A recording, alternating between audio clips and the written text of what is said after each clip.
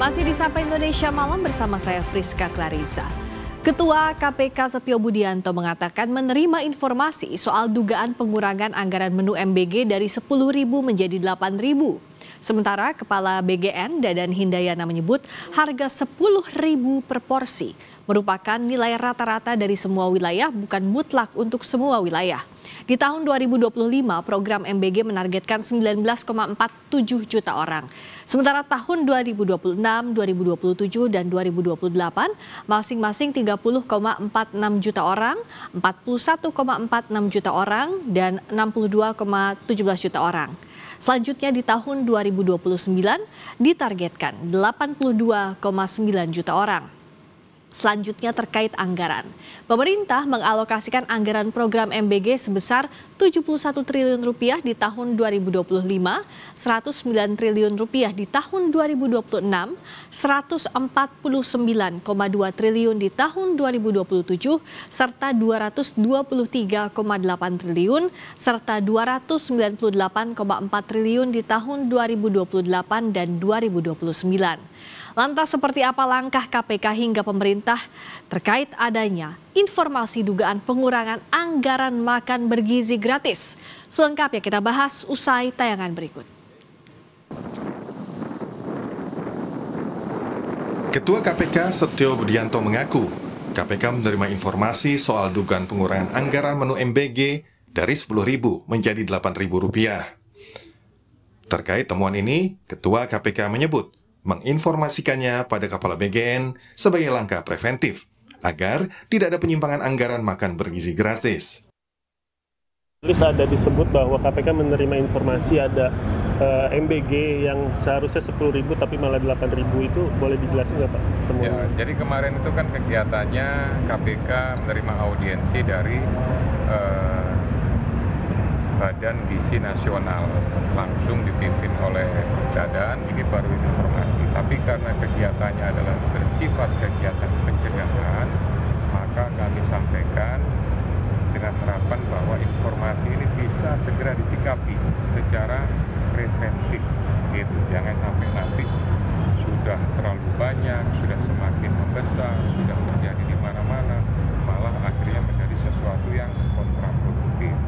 Kami mengingatkan supaya dilakukan pengecekan dan diterima sangat baik oleh Dadan.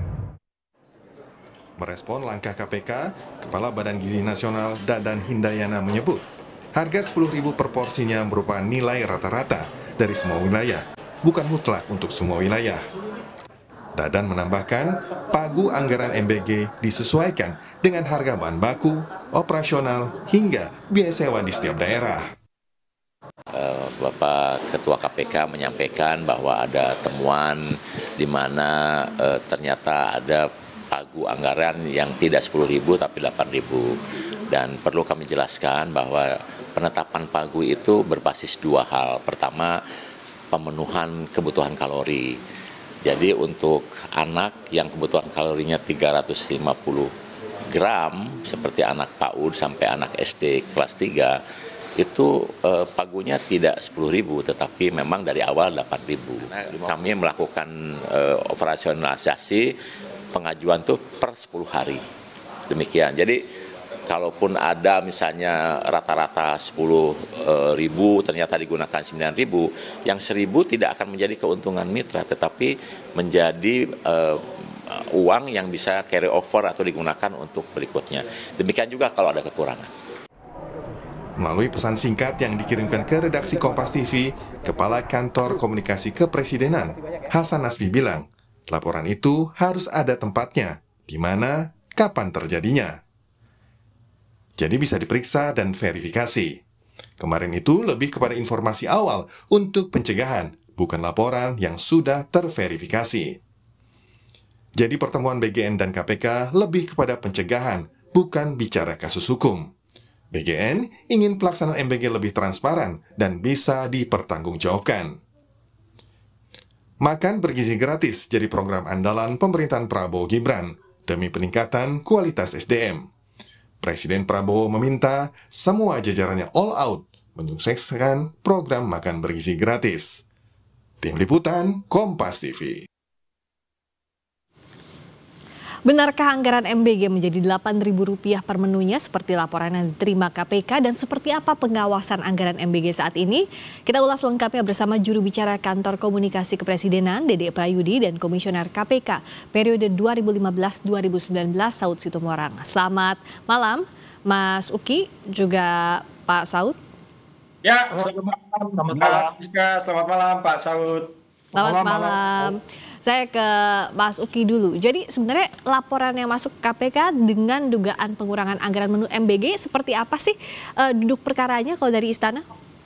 Ya, jadi pertama-tama kami harus menyampaikan apresiasi terlebih dahulu ya, bahwa di sini ada partisipasi publik setidaknya di dalam hal pengawasan, itu dulu ya. Tapi satu hal yang harus publik pahami bahwa pertama ada fokus di MBG itu adalah jumlah kalori.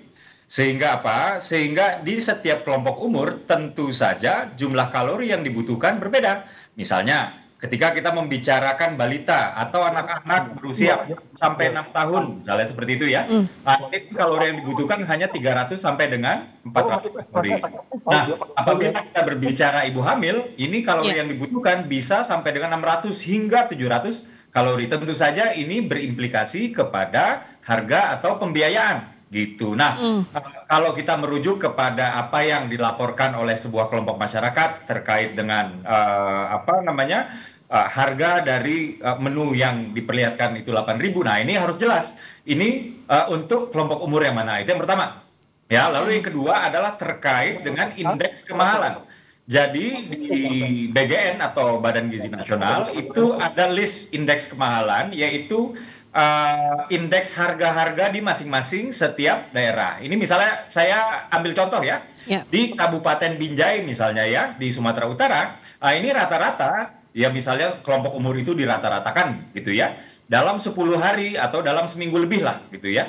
Nah, ini rata-rata makanannya per hari itu di bawah 10.000 alias 9.000-an lah, kurang lebih demikian. Sama halnya dengan di Kabupaten Lebak juga masih 9.000-an. Nah, sementara kalau kita berkaca kepada Puncak Jaya di Papua misalnya ya, ini rata-rata makanan per hari, per menu per anak ya, itu adalah sebesar Rp47.000. Oke, ya? Jadi ada disparitas harga tergantung daerahnya, Mas Uki ya. Seperti waktu itu, waktu awal yang harus kita lihat lagi. Inilah yang harus kita lihat lagi. Nah, kalau untuk yang 8.000 ini, sorry Mas Uki, kalau yang 8.000 ini di daerah mana? Kalau dari informasi KS dari ini kan kemarin itu kan Badan Gizi Nasional berkoordinasi dengan KPK ya, dan KPK lah yang akan kemudian menyelidiki lebih lanjut lagi gitu. Ini kemudian betulan pengurangan atau ada margin gitu ya, yang dimana ini nggak boleh, negara tidak boleh ada margin ya untuk program yang dilakukan oleh negara kepada rakyat, tidak boleh ya. Apakah kemungkinan pertama atau justru kemungkinan kedua? Kemungkinan kedua inilah yang kemudian ya miskomunikasi lah, atau mungkin salah tangkap yaitu lapor ini menyangka 10.000 itu harga dipatok satu Indonesia setiap hari, setiap daerah. Nah, ini kan yang tidak tepat. Jadi inilah yang harus diselidiki terlebih dahulu. Rizka. Saya ke Pak Saud. Jadi kan ada dua kemungkinan seperti tadi disampaikan Mas Uki. Apakah laporan ini memang betul ada margin dan itu tidak boleh, atau ada miskomunikasi? Nah, untuk menindaklanjuti ini, KPK seperti apa semestinya untuk agar segera clear ke masyarakat? Apalagi kan MBG ini program yang berjalan harian, pun juga ini adalah program prioritas dari pemerintahan Pak Prabowo. Pak Saud. Ya, yang paling penting kan sebenarnya setiap sen, setiap rupiah uang negara itu harus dipertanggungjawabkan sesuai dengan peruntukannya kan. Setiap sen, setiap rupiah sesuai peruntukannya, dan itu nanti akan diaudit. Nah, persoalannya kembali lagi ada hal-hal yang teknis, kadang-kadang itu datang ke KPK, pengalaman menunjukkan orang datang ke KPK itu kan, sorry to say, itu kadang-kadang orang sudah hopeless loh, orang sudah helpless. Jadi artinya mereka sudah sulit menghadapi keadaan-keadaan, ya saya mengalamilah mulai dari menteri datang, dirut BUMN datang, itu kan mereka tuh quote and quote hopeless dan helpless. Dalam arti gini, mereka mau jalan benar tapi banyak yang ganggu-ganggu gitu. Biasanya selalunya begitu. Nah, oleh sebab itu KPK mencoba menjaga orang-orang baik untuk tetap baik, sehingga kemudian setiap sen rupiah sesuai dengan peruntukannya, dan kalaupun diaudit itu sesuai.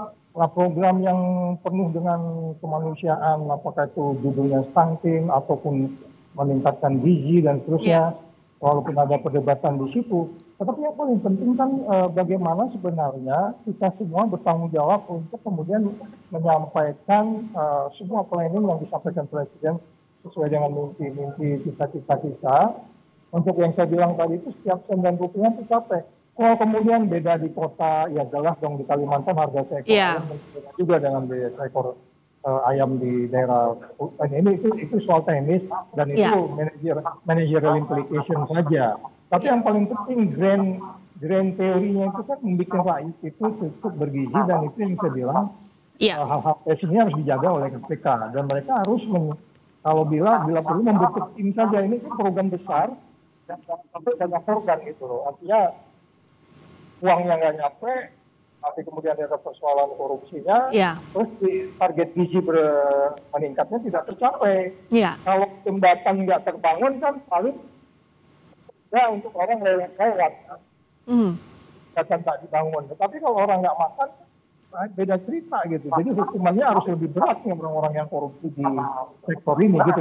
Ya, nah artinya kan setiap sen yang dikeluarkan itu harus bisa dipertanggungjawabkan seperti tadi di-highlight oleh Pak Saud. Dan yang dijaga ini adalah brandnya. Dari makan bergizi gratis ini harus kualitasnya sama sesuai dengan apa yang disampaikan di awal, Mas Uki.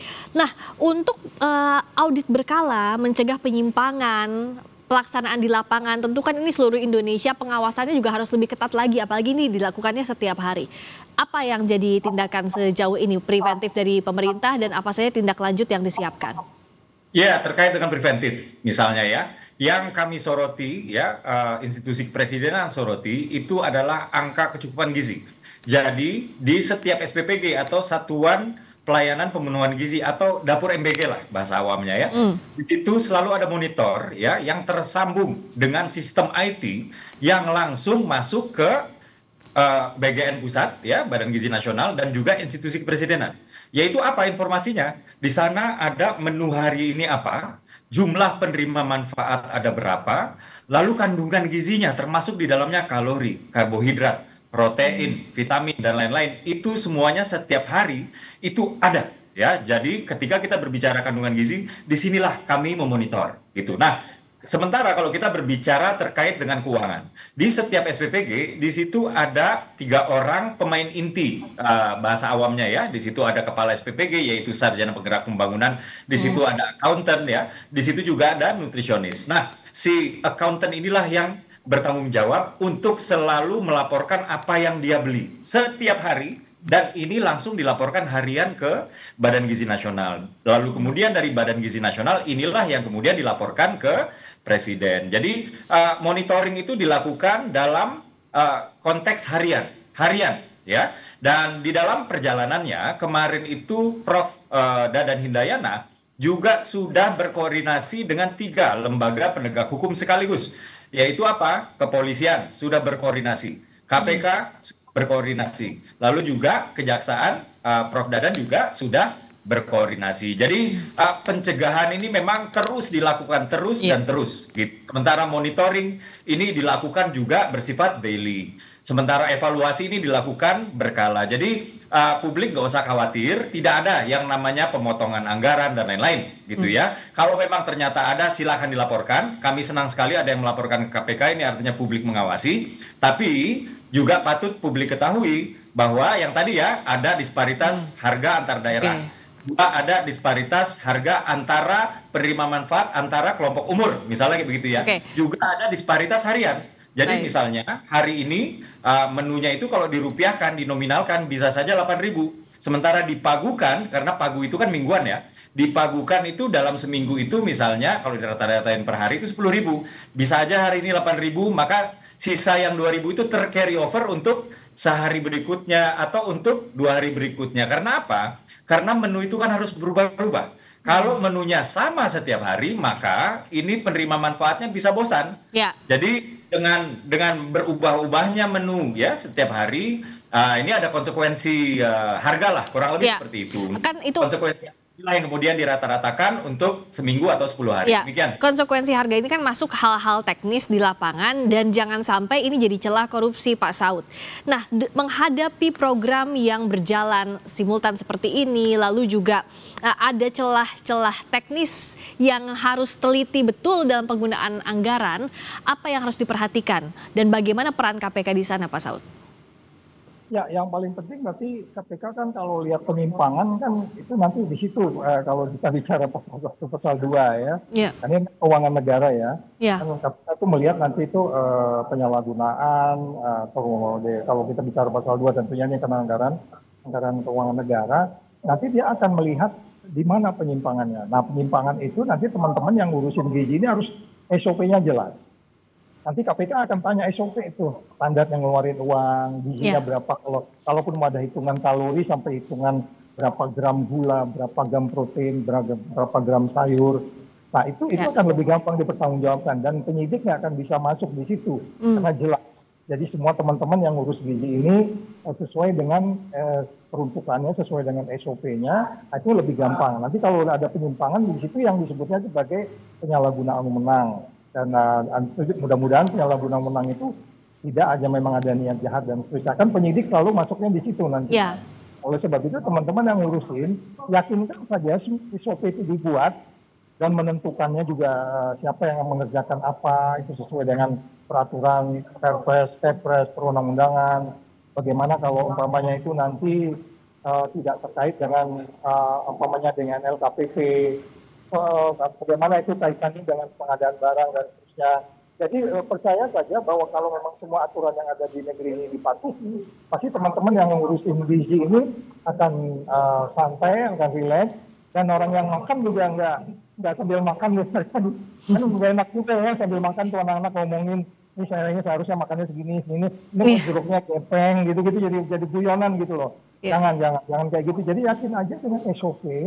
Kalau umpamanya gula harus berapa, buah harus seberapa, dan kandungan itu dibuat, SOP itu penyidik nggak akan bisa masuk di situ untuk mencari celah dan adanya penyimpangan gitu, Mbak. Ya, yang penting SOP-nya jalan, termasuk juga tadi disampaikan oleh Mas Uki harus kalau ada laporan silahkan disampaikan, tapi harus ditelusuri betul apakah ini memang ada penyimpangan atau miskomunikasi atau seperti apapun komunikasi ke masyarakatnya pun harus berjalan dengan baik. Terima kasih Mas Dedek Prayudi, Mas Uki, juru bicara Kantor Komunikasi Kepresidenan. Terima kasih Pak Saud Sitomorang, Komisioner KPK periode 2015-2019. Selamat malam.